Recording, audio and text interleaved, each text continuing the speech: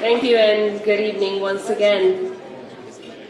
A few days ago, my twin daughters celebrated their 11th birthday, and after their day at school, they celebrated with their friends, and we celebrated with the entire family. And then after that, we had our usual before-bed conversations, and we talked about how blessed we are.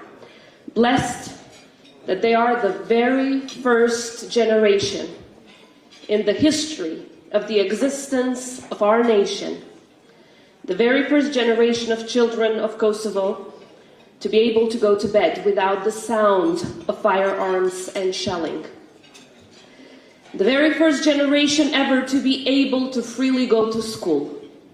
The very first generation ever to be able to freely speak their language. The very first generation ever to see their parents go to work without the fear of them being arrested or killed. The very first generation ever to have not become refugees, to have only lived in democracy. And the very first generation of kids in the history of our nation to have not known war and to have only lived in peace. And there's a reason for that historic accomplishment. It's the reason that has brought us all together to honor President Bill Clinton. So President Clinton, Madam Secretary Clinton, distinguished leaders and esteemed laureates, it's a profound honor to join you in celebrating President Clinton, a leader whose legacy is not only written in history, but deeply etched in the lives of millions around the world. Tonight we recognize him not just as a statesman, but as a true peacemaker, one who has upheld democracy and defended human rights and dignity above all. So leadership is often defined in many ways, but if we were to draw from the example set by President Clinton, I'd particularly say that a true leader is one who knows to distinguish between right and wrong, and then who acts with unwavering moral clarity to defend what is right. 26 years ago, I was exactly in March 1999. I was hiding in the mountains of my homeland as my family was seeking refuge from the horrors of the Millosheviqit regime after we were forcibly expelled from our home. I remember listening in a tiny little radio alongside other young people and children, listening to President Clinton's speeches, holding on to hope that his leadership would change the course of our fate. In those moments, had anyone told me that I would be standing right here today on behalf of the people of a free, independent, sovereign Republic of Kosovo, presenting this tribute to the men who became our savior, I would have thought it an impossible dream. Yet, here we are today, both honored and humbled, with an overwhelming sense of gratitude, saying thank you. Thank you, Mr. President, on behalf of every soul in my country, from every home and every heart across Kosovo and across every country of help throughout the world. For the people of Kosovo, President Clinton and Madam Secretary Clinton are more than just allies. They're symbols of our freedom. President Clinton stands as a beacon of hope because when our people faced the horrors of genocide, he chose not to look away. He led with conviction, rallying the free world to stop an ongoing plan to wipe us out from the face of the earth. This is why honoring President Clinton is not only a testament to his exemplary leadership and tireless efforts, but also a tribute to the values that bound us together then and continue to unite us today. His decision to save millions of lives in Kosovo and around the world, in fact, it was definitely not born out of political convenience, but rather moral necessity. President Clinton understood that peace is not merely the absence of war, but also the presence of justice, as we all know. On March 24th, 1999, as he was addressing the American nation, explaining why the United States was coming to our rescue, he said, "We cannot walk away from this. We cannot let genocide happen again in Europe. We cannot allow a brutal dictator violate the fundamental rights of an innocent people while the world remains silent." And as rightly went on to explain, the dangers of acting were far outweighed by the dangers of not acting, not just to defenseless people, but most importantly, to the values that we share and to global security. And because of President Clinton's leadership, the people of Kosovo were given the chance not to just to survive, but to become survivors who thrive. We were given the opportunity to dream, to rebuild, and to shape our own future. Today, Kosovo stands as a testament to what is possible when democracies around the world stand united against oppression, when justice prevails over fear, and when the international community chooses action over indifference, and when both the moral and legal imperative align. And if you want to understand the true impact of President Clinton's leadership, I invite you all come to Kosovo.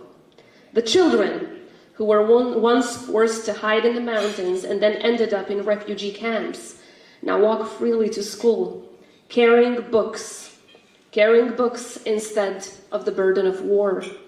They laugh, they learn, they dream, because President Clinton believed that their lives were worth protecting.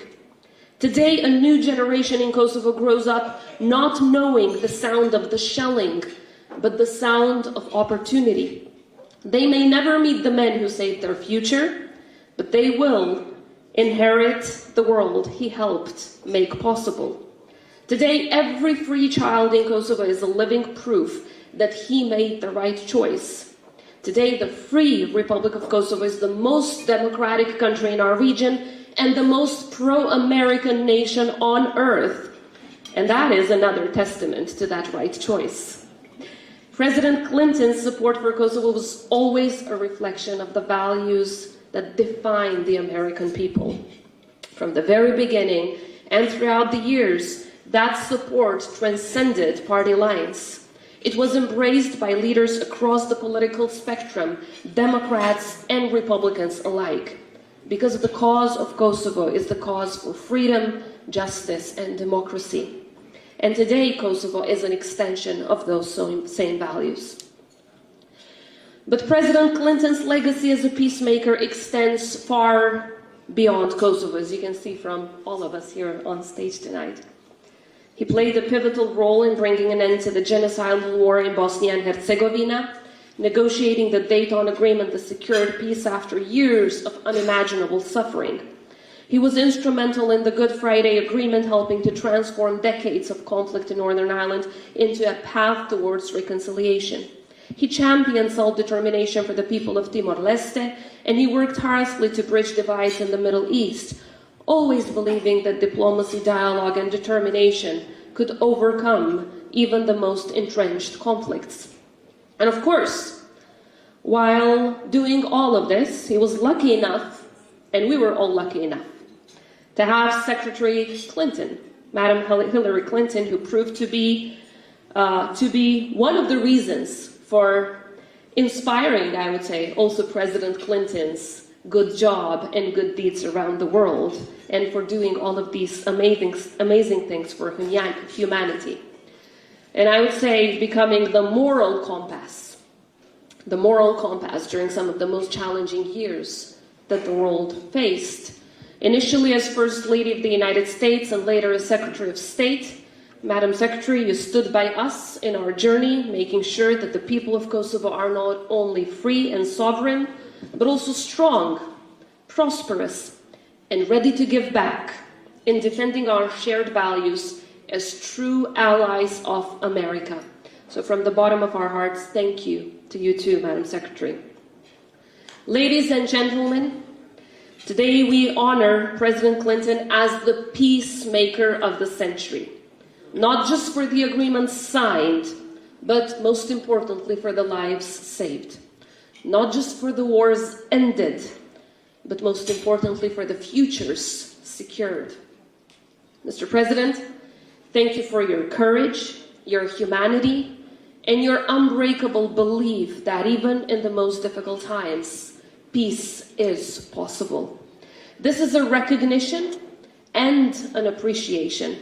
Recognition of leadership, of courage and conviction, and consistent advocacy for justice and equality. And it's also an appreciation for your humanity, for your solidarity, and your commitment to standing on the right side of history. On behalf of all the people you helped save around the world, thank you. And most importantly, on behalf of all the children of Kosovo, the very first generation in the history of our nation, the very first generation to have not known war and to have only lived in peace. Thank you. Congratulations for this well-deserved honor.